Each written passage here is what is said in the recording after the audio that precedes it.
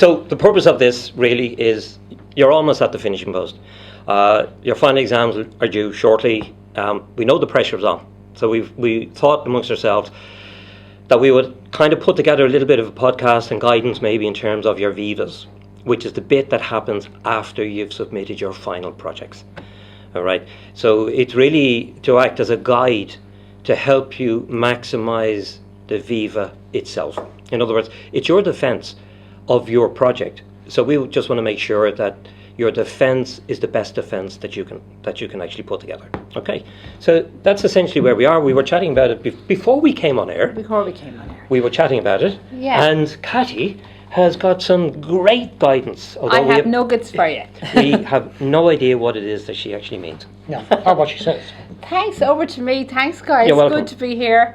Listen, first of all, I want to say, if you've got to the stage of Viva, congratulations. It shows great perseverance. You haven't given up. And we all know that the finish line is near, and it sometimes can be really tiring getting to this. But remember, your examiners have been there too.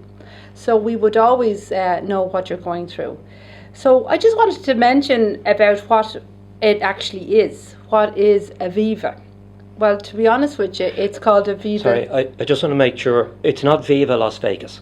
No, it's not Viva Las Vegas. Okay. Sometimes it might be called It's a not Viva. Viva La Vida. It's got So nothing to do with Viva Elvis. Voce is you see the trouble I'm going to have here, guys. So Viva Voce is the Latin term, and it means an oral defence. So after all the weeks of doing all of the work you've been doing, your perseverance, all your research, getting all the feedback from your supervisors, All sleepless nights. all the sleepless nights, trying That's to us. look after yourself. That's us with the sleepless nights. Yeah, hopefully you've got work into your supervisors. But on a serious note, it is a really opportunity for you to give an oral defence and showcase everything you've done. It's a really good day for you.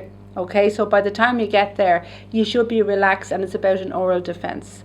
So I suppose it's probably a good thing to say that we've all been, at the other end of these on both sides of the table. So maybe, Shane, what would you like to see at a Viva?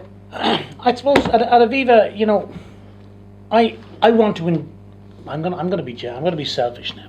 I want to be entertained. I want to watch your Viva, to absorb your Viva, and to hear the story that you have to tell. I don't want to have to work. This sounds selfish. I don't want to have to work to try and understand it. So I'm hoping that when you give your Viva, you're going to put some work in advance to tell a story. Now, a lot of the work is already done. You've already written your paper, so you've got the raw material.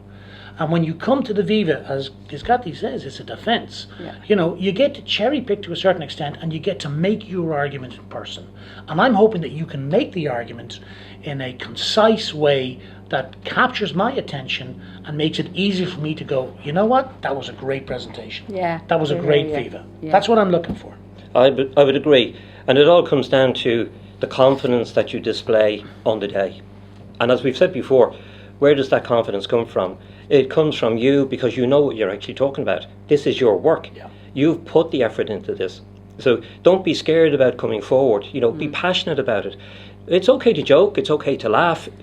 Relax. Okay, get it into your head that this is mine. I'm going to demonstrate to these guys exactly what I know about the subject that I've chosen insofar as my project is concerned. Yeah, I would absolutely agree. It is a good day, and it's okay to bring your personality out. So don't be afraid to say why you've chosen the subject. So it's all about telling us about what your research topic is.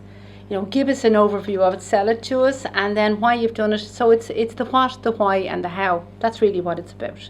So content is an important part, isn't it, guys, in terms of the slides? Because we sit through a lot of these, and there's certain guidelines. So what do you need to put in to your slides to bring us on that journey? And remember, as Charlie was saying, you know more about it than anybody else. So tell us the story, bring us on the journey. And remember, everything has to link together. There's no point putting an introduction and your summary, your synopsis of your literature review doesn't link in with your introduction. And similarly, your introduction, your literature review, your research methodology, and basically your findings, as I've said before many times, you have to be able to draw a line right down the middle, and everything actually hangs together. And then it's your passion, it's your engagement, don't be shy. You're among friends when you do this. I mean, you know, for most of you, we've been working together now for the past 3 years. For the other half of the group, And you're still here. and you're still, we're still here. For the other half of the group, Do some numbers, Charlie. Do some numbers. 15. Stop! You're confusing me now. Don't look at me when I'm talking. You're putting me off. Okay. Okay. For the other half, for the other half of the group, don't worry. Okay. You're part and parcel of the fabric now of the class. Okay. And I got to be honest. From day one, as a group with direct entries into the group, you actually hit it off from the very, very beginning.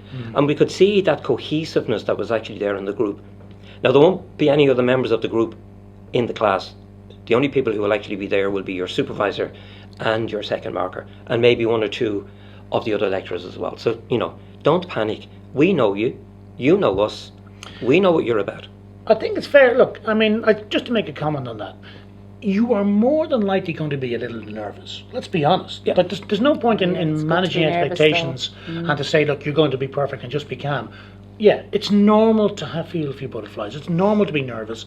It's normal to feel that sort of energy. And you may make a mistake. You may stumble. That's fine. You think we don't do it? I mean, you've seen us, so you know we make mistakes, right? It's human. So, you know, it's a cliche in one sense, but you should try and enjoy it as well. And the sooner you sort of relax and get to enjoy it and get over those initial pieces, the better it's going to go. Yeah. So, but you are capable of this, no doubt. Yeah. In terms of a mistake, I would normally, in advance of any student making a presentation, or even doing this, I would normally say to them, if you make a mistake, stop. Yep. Say, sorry, I made a mistake there. Take a deep breath, go back, say it again. Okay? Don't stumble over it, because 30 seconds later, it'll still be in your mind that you made a mistake, and it's going to affect everything else that you say afterwards. So when you realise you've made a mistake, stop and say, "Oh, hang on a second, lad. I have to go back and just rephrase that, change it. I made a mistake there. I said the wrong thing." It doesn't matter. It's better if you admit to the mistake as early as possible, get it out of your head, and then move on. Yeah, own it. And in fact, I think you should own the presentation. It's your, as Kathleen was saying, it's your You've worked story. hard, guys. The other thing is, just if I may, just from doing these over the years, we probably have some tips to offer you as you prep for this. You know, I mean, there's one thing doing your slides and, you know, rehearse it. You have a certain amount of time. So you're going to say? I was going to say, actually, rather than give tips, maybe what we should do is just take a moment and say, here's things that haven't worked in the past, things we've seen. Well, and then absolutely. we can come back to tips. Yeah, no problem. afterwards. Yeah, no Things that problem. have gone wrong. I'll tell you what doesn't work. Using a dark background and dark font. No. Okay, because you can't read it. Can't read it. So if you're using a dark background, no problem. You can use any colour scheme that you like. Make sure there's a natural complement. Dark background, light font. Bright background, dark font. And the other thing, if you put an image into the presentation, into the slide itself, if the image has multicolours, you're never going to match the text with that. Okay, so if you are putting an image that has multiple colours in it, make sure the image is very, very small, put it in the corner. Don't have the image overpower the slide. Okay, that just deflects absolutely everything. Is that not the same as a tip? No?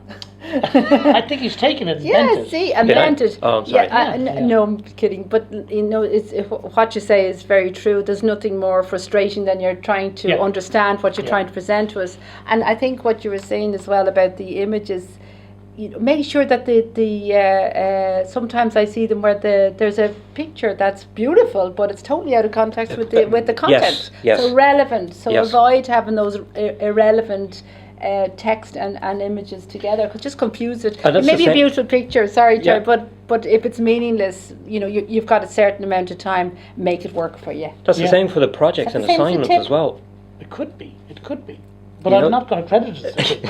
What I am going to say, though, just to keep on that sort of same topic is, you know, you've got to, you know how to use slides. We all know how to use slides, right? But one of the things that we sometimes make mistakes and we see is too many words, too many numbers, too much on a slide. I mean, if it's so busy, it's very hard for somebody like me, and I have a lower IQ than anybody else here, but it's very hard for me to look at this and take in what you're telling me and what's on the slide if it's too crowded.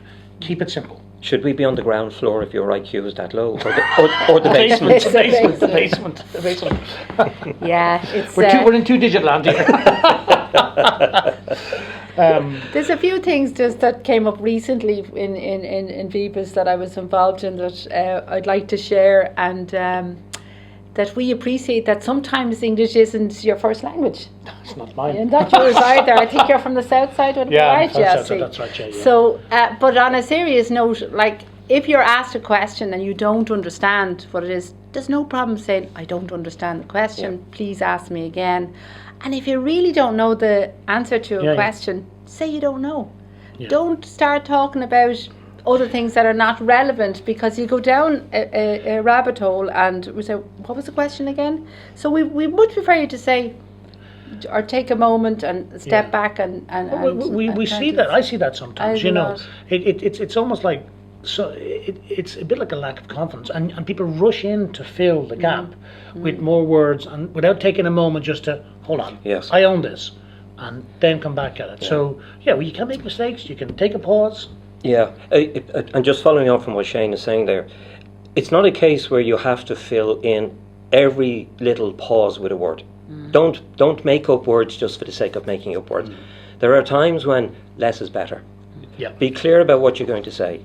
If you've got bullet points on the screen, you don't even have to read the bullet point, glance at it, talk around the bullet point. All right? We want to hear you. We're not too concerned about what's actually on the screen. We want to hear you demonstrate, I've done this work. I deserve this grade.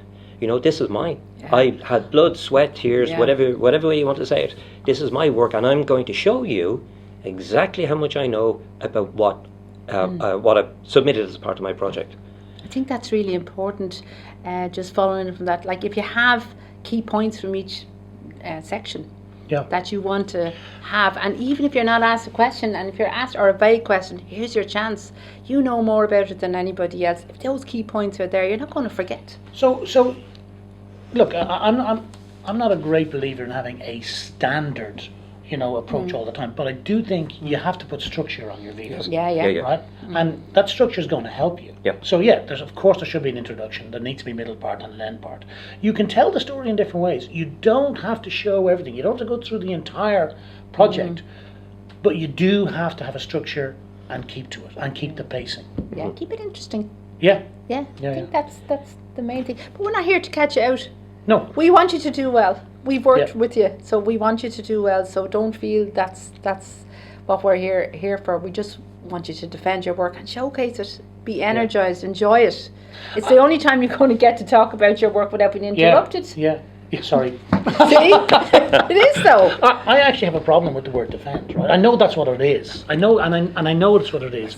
But actually, I think you can come at it as a chance to sell your work, to promote your work. Yeah. Right? While technically you're supposed to do, it is a defense. Right? Yeah. But you own it. It's your chance to shine. It's your chance to get your points across. Yeah. And that continues when you're into the Q&A as well. Yes. Yeah. So essentially, do we have to agree with him? No. Okay. But we will, given that this is the first one. I think, Right. But so essentially, just as a summary, because we're doing our best to try and keep these short and sweet and straight to the point. Ideally, what we're looking for is you to tell your story. Okay, keep it simple. Don't try and trip yourself up with big words, snazzy words. No, that's not what we're looking for. Yeah. Okay, you speak and use the terms that you're familiar with. All right. If you make a mistake, you make a mistake. Don't worry about it. Backtrack. Put your hand up. Oh, sorry, I've rephrased that. I said that wrong. Whatever the case may be. In terms of the slides, how many slides do you reckon? Well, it's a 15-minute piece, isn't it? Yeah. So that doesn't mean 15 slides. No. I think it's 8 to 12 is my number, isn't it? Yeah. Yes. I would say no more than 12 maximum, and that would probably include your intro and your final bit. But you should be able to tell your story in that period of time. Would be the recommendation. And even if we are going as a guide with 12 slides, All right. Don't forget to include your citations and your reference list. Yeah, All right. If you're putting definitions in, make sure you cite them properly, just like you would in an assignment. Don't forget about your color schemes. Don't forget about your backdrop. Keep it simple. All right. This is not about graphic design or anything like that. You're trying to get people to focus on what you're saying and what's on the screen.